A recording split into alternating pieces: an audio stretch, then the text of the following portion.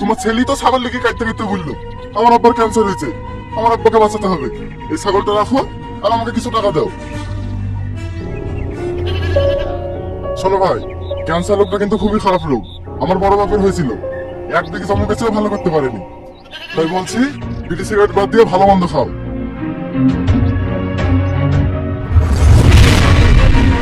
মা, মা, কি হলো রে বাবু, হাঁপাচ্ছে কেন? আমি কোন রকম বেঁচে ফিরে আসবো মা, না আজকে তোমার ছেলে মরে যেত। কেন রে, ইসরায়েলে যুদ্ধ করতে গেছিলি নাকি? না আব্বা, আমি মাঠে ছাগল চড়াতে গেছিলাম, 8-10টা শিয়ালে যেভাবে ঘিরেছিল আমি কোন রকম যান বাঁচিয়ে পালিয়ে এসেছি। ওরে সর্বনাশ, তারপর? ওসব বাদ দে, আমার ছাগল কোথায় বল? ছাগল বাঁচাতে পারি না আব্বা, কোন রকম দড়ি দুপুরে